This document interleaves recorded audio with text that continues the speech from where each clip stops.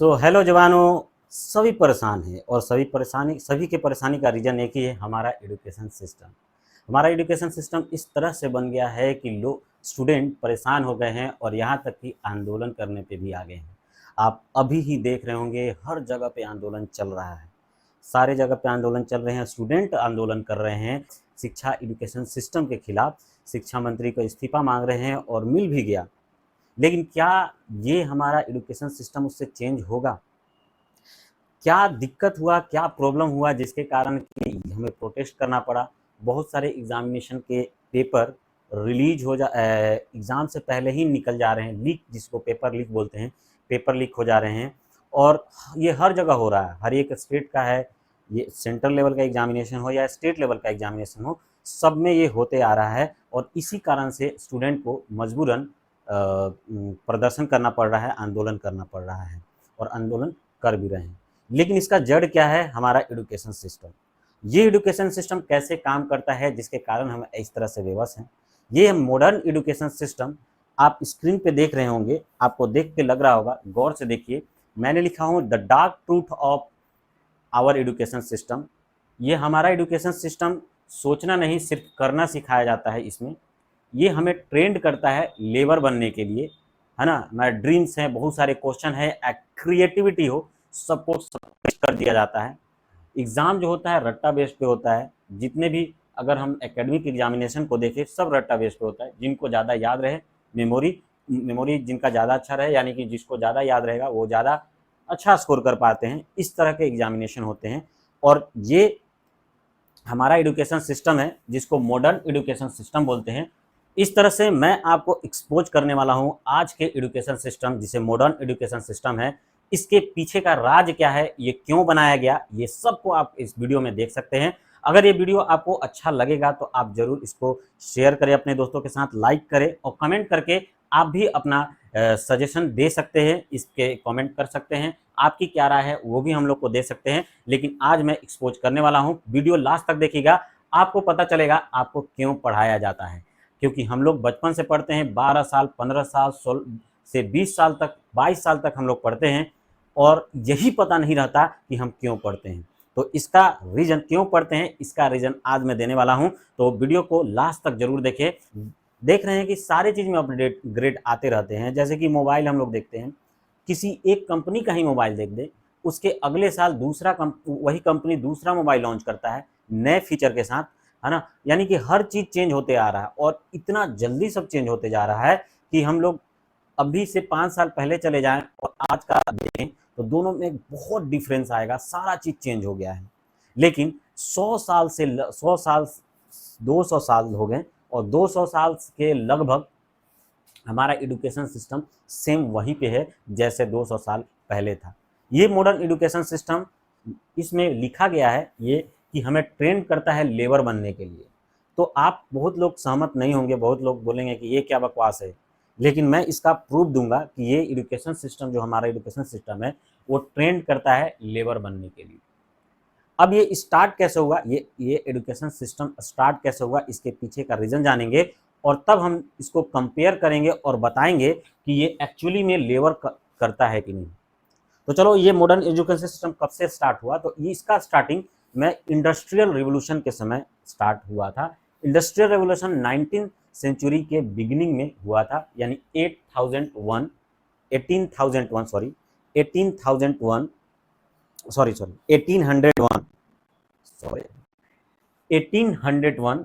उस समय से ये इंडस्ट्रियल रिवोल्यूशन स्टार्ट हुआ था।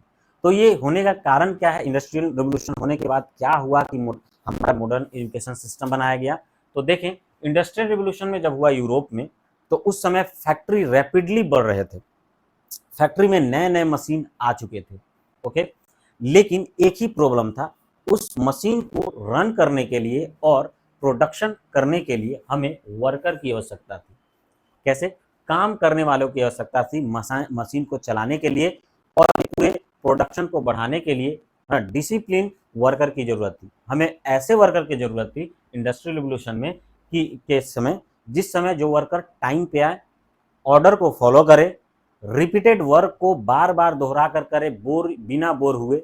जैसे बिना बोर हुए एक ही काम को, वर्कर फैक्ट्री में करते क्या है, उनका एक ही काम रहता है कि इस हर एक वर्कर का काम बटा हुआ रहता है और वो वर्कर वही काम को लगातार करते रहता है और वो एक दिन ही नहीं पूरे डेली करता है, लगभग सालों साल तक वही काम करते रह जाता है। तो वैसे ही रिपीट वर्क को बार बार करे, क्वेश्चन ना करे, क्वेश्चन कुछ ना करे और डिसिप्लिन मेंटेन करे, ऐसे वर्कर की हमें जरूरत थी जब इंडस्ट्रियल रिवॉल्यूशन हुआ। तो अब ऐसे वर्कर को कहाँ ट्रेंड किया जाए, कहाँ बनाया जाए, तो उसी में हम लोग को क्या बनाया गया, एक मॉडर्न एजुकेशन सिस्टम बनाया गया।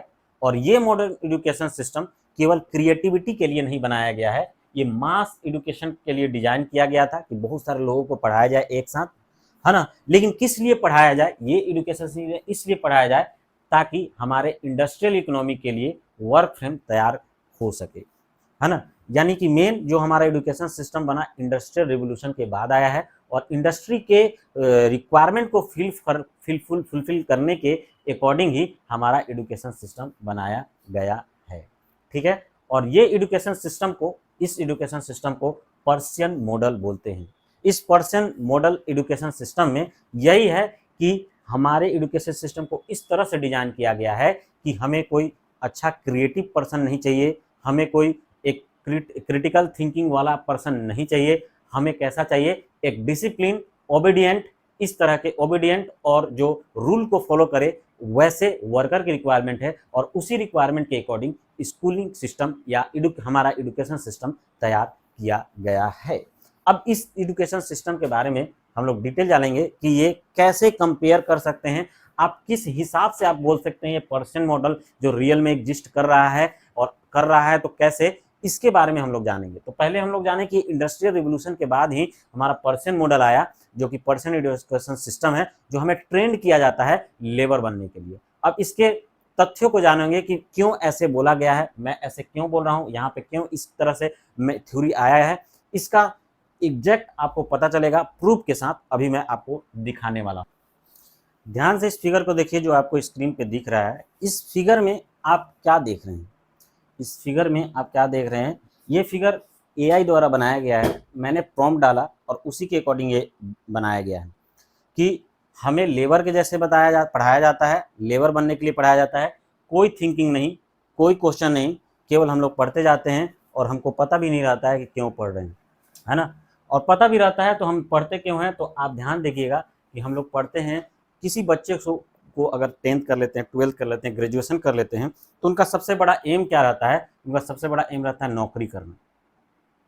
और नौकरी कौन करता है, जो किसी कंपनी में काम करेगा, फैक्ट्री में काम करेगा, किसी ऑर्गेनाइजेशन के अंडर में काम करने वाले को नौकरी बोलते हैं, जॉब बोलते हैं उसी को। और सबका एम यही रहता है कुछ ना कुछ अच्छा जॉब कर ले। कभी ये थिंकिंग नहीं आता है कि मैं खुद का कुछ ऐसा स्टार्टअप करूं जो बहुत अच्छा हो, ऐसा कभी थिंकिंग नहीं आता है। उसका रीज़न क्या है, ये सब हमारे एजुकेशन सिस्टम का देन है। और ये फिगर से क्लियर हो रहा है, ये फिगर में आपको दिया गया है, जैसे आप देख रहे हैं कि बेल जैसे ही बजा सोचना बंद कर देते हैं, जैसे ही बेल बजता है हम लोग सब चीज़ सोचना बंद कर देते हैं, सब स्कूल के रूल्स रेगुलेशन को फॉलो करना स्टार्ट कर देते हैं, ठीक है। उसके बाद आप देख रहे हैं सारे बच्चे एक ही लाइन में खड़े हैं, सबका ड्रेस सिमिलर है, सेम यूनिफॉर्म पहने हुए हैं, एग्ज़ाम हो रहा है, एग्ज़ाम में भी सेम तरह क्वेश्चन रहते हैं और उन्हीं को एग्ज़ाम में ज़्यादा मार्क्स आता है जो याद करके एग्ज़ाम को आते हैं, एक क्वेश्चन को याद कर लेते हैं। और एग्ज़ाम में भी वही लिखना रहता है जो टीचर उनको लिखाए हैं, सेम उसको लिखना रहता है। अपना से नहीं लिख सकते, बिल्कुल भी नहीं, अपना से लिखोगे तो टीचर काट देंगे, है ना, तो फिर रोते रहना, ठीक है। तो अपना से नहीं लिखना है, जो टीचर लिखा दिए हैं वही लिखना है, ठीक है। और एक ही साथ मार्च करते हैं सेम यूनिफॉर्म में और सेम चीज़, एक क्लास में अगर 100 बच्चे हैं तो उन पे सेम तरह के पढ़ाया जाता है, सिमिलर तरह से पढ़ाया जाता है ना। और सेम सिलेबस को भी फॉलो किया जाता है। ये सब जो होता है ये सब हमारे एजुकेशन सिस्टम में होता है। मैं कहना क्या चाह रहा हूँ आप समझ रहे होंगे धीरे धीरे। तो चलिए हम लोग एक्चुअल जानते हैं कि स्कूल में होना क्या चाहिए। अगर हम स्कूल कहीं जाते हैं और स्कूल में किसी बच्चे को बोलते हैं कि सबसे अच्छा बच्चा कौन है, सबसे अच्छे बच्चे को रिवार्ड देना है, तो आप किसे रिवार्ड दीजिएगा? वही बच्चा जो टीचर के बात को मानता हो, वही बच्चा जो क्लास में हमेशा चुप रहता हो, वही बच्चा जो बुक के एक एक पॉइंट को याद करके रखता हो, है ना, याद करता हो। इन्हीं बच्चे को हम बोलते हैं डिसिप्लिन, जो बच्चे रहता है डिसिप्लिन में रहता है, उन्हीं सब स्टूडेंट को हम लोग बोलते हैं भाई ये रिवार्ड देने लायक है। लेकिन वैसा बच्चा जो हर बार क्वेश्चन पूछता है, टीचर से बार बार क्वेश्चन पूछता है, नए नए थॉट आते हैं उससे, अगर क्वेश्चन पूछता है तो उसे डिस्टर्बिंग स्टूडेंट के बोल दिया जाता है, डिस्टर्बिंग स्टूडेंट बोल दिया जाता है ना। इसी कारण से जब ऐसे बोल जाता है तो बाकी के जो बच्चे हैं वो इस तरह से क्वेश्चन करना बंद कर देते हैं। ये डिस्टर्बिंग स्टूडेंट बोल दिया जाता है जो नया तरह से क्वेश्चन पूछना स्टार्ट कर दिया। एग्जाम में नया क्वेश्चन अगर नया तरह से आंसर लिख दिया तो उसके आंसर को काट दिया जाता है। ये हमारा एजुकेशन सिस्टम इस तरह से रिवार्ड देता है स्टूडेंट को। एक्चुअली में स्कूल में होना क्या चाहिए था, स्कूल में क्या होना चाहिए था, बच्चे को नॉलेज देना है, बच्चे वहाँ लर्न करेंगे, अलग अलग सब्जेक्ट, अलग अलग चीज़ें लर्न करेंगे, ये तो होता ही है। उसके साथ साथ development, social development, cultural development, ये सारे चीज़ हमारे स्कूल में आता है जो कि बच्चे सीखते हैं, है ना। लेकिन लास्ट वाला टॉपिक का बात किया जाए जो सबसे इंपॉर्टेंट है, जिसे क्रिटिकल थिंकिंग बोलेंगे, और मेन यही है जो कि यही चीज़ नहीं सिखाया जाता है स्टूडेंट को। क्रिटिकल थिंकिंग के लिए मजबूर, मतलब कि उनको बोला ही नहीं जाता है, ऐसा स्कूल का सिस्टम ही नहीं है कि उसको क्रिटिकल थिंकिंग के लिए सोचा जाए। उन्हें तो लेबर के लिए ट्रेंड करना है ना भाई, तो लेबर कुछ नहीं सोचते, जो काम दे दोगे वो करते रहते हैं, और वही हम लोग को सिखाया जाता है। मैं आपको बार बार बोल रहा हूँ कि हमें लेबर के लिए ट्रेंड किया जाता है हमारे एजुकेशन सिस्टम में, तो आप इरिटेट हो गए होंगे, लेकिन मैं इसका प्रूफ दिखा रहा हूँ आपको। मैं प्रूफ दिखाऊंगा तो आपको एकदम 100% बिलीव हो जाएगा कि ये जो सिस्टम है वो सही में हमारा ऐसा है। तो हम we are trained to be a labour, labour के लिए बनाया जाता है। मैंने कंपेरिजन किया है फैक्ट्री वर्कर और स्कूल लर्निंग सिस्टम, ये दोनों में मैंने कंपेयर किया है। इस कंपेयर को ध्यान से देखेंगे और उनका काम के सिमिलरिटी को यहाँ पे लिखा हुआ है, ध्यान से देखेंगे। पहला है फैक्ट्री में सायरन या बेल बजता है, उसी तरह से स्कूल में भी बेल और सायरन बजता है, सेम सिस्टम। ये रिप्रेजेंट करता है या तो आपका पीरियड स्टार्ट हो गया या पीरियड खत्म हो गया, यानी कि आपका टाइम स्टार्ट हो गया है या टाइम खत्म हो गया है, ये रिप्रेजेंट करता है बेल। दूसरा है fixed working hour, fixed working hour यहाँ होता है, फिक्स्ड स्टडी आवर यहाँ होता है, टाइम टेबल एक बना होता है, उसी के अकॉर्डिंग सबको पढ़ना रहता है, ठीक है। हाँ, यूनिफॉर्म वर्कर, वर्कर का जो होता है यूनिफॉर्म होता है, और यहाँ पे स्कूल में भी यूनिफॉर्म होते हैं, सबका सेम होता है यूनिफॉर्म, है ना। असेंबली लाइन, वहाँ पे भी असेंबली लाइन बनते हैं, और यहाँ पे भी स्टूडेंट जो असेंबली लाइन में बैठ के उसके बाद वर्क करना स्टार्ट करते हैं, यहाँ पे भी सेम बच्चे असेंबली लाइन में लगते हैं और उसके बाद अपने क्लास में एक पर्टिकुलर रो या रो और कॉलम में बैठ जाते हैं। सुपरवाइजर यहाँ होता है, मैनेजर होता है फैक्ट्री में, और यहाँ पे टीचर होते हैं। टीचर के ही बात को माना जाता है, यहाँ जैसे सुपरवाइजर को बात को माना जाता है वैसे टीचर को, जो भी आपको बोला जाएगा वो आप बिना टीचर के परमिशन के आप क्लास से बाहर नहीं जा सकते, बिना परमिशन के उनके अंदर नहीं आ सकते, बिना परमिशन के आप पानी पीने भी नहीं जा सकते या टॉयलेट भी नहीं जा सकते। ये सब क्या है, सेम उसी तरह से है जो सुपरवाइजर जैसे मैनेज करता है। उसी तरह से अगर देखेंगे स्टैंडर्ड ऑपरेटिंग प्रोड्यूसर, और यहाँ फिक्स करिकुलम रहता है, उसी करिकुलम को फॉलो करना रहता है। उसी तरह से यहाँ फैक्ट्री में वर्कर को भी ये स्टैंडर्ड ऑपरेशन प्रोसीजर को भी फॉलो करना रहता है, यही प्रोसीजर है, इसके थ्रू आपको ये काम करना है, ऐसे रहता है। रिपीटेटिव टास्क, वर्कर को रिपीटेटिव टास्क दिया जाता है, वही बार बार वही करते हैं। सेम वैसे ही repetitive homework and practice question दिया जाता है स्टूडेंट को, ताकि बार बार उसी काम को करते रहें। असाइनमेंट दिया जाता है, उसी काम को करे। घर में आप देखते होंगे स्टूडेंट को असाइनमेंट जब मिलता है तो वो असाइनमेंट खुद से बनाते नहीं है ना, उनको क्या है कहीं से मिल गया, वहाँ से कॉपी किए और उसी में टाइम वेस्ट कर देते हैं, है ना। और यही टाइम वेस्ट करने के लिए असाइनमेंट दिया जाता है उनको, ताकि बाद में फिर से ये रिपीटेटिव वर्क को कर सके लेबर में। ओबे इंस्ट्रक्शन, यहाँ फॉलो टीचर इंस्ट्रक्शन, जो टीचर बोलता है उसके इंस्ट्रक्शन को आपको यहाँ फॉलो करना होगा, और वहाँ सुपरवाइजर जो बोलेंगे उसके इंस्ट्रक्शन को ओबे करना है, यानी कि आपको ओबीडियंट बना देना है। क्वेश्चन नहीं करना है कि ये क्यों हो रहा है, कैसे हो रहा है, आपको जो टीचर बोल रहा है उसको फॉलो करना रहता है। ये डिसिप्लिन सिखाता है। ये सारा चीज़ सिमिलरिटी जो है वो स्कूल सिस्टम और फैक्ट्री सिस्टम में दोनों सिमिलरिटीज है। अब ये इतना ही नहीं है भाई, अभी ठहरो, अभी तो बाकी है, अभी तो पिक्चर बाकी है।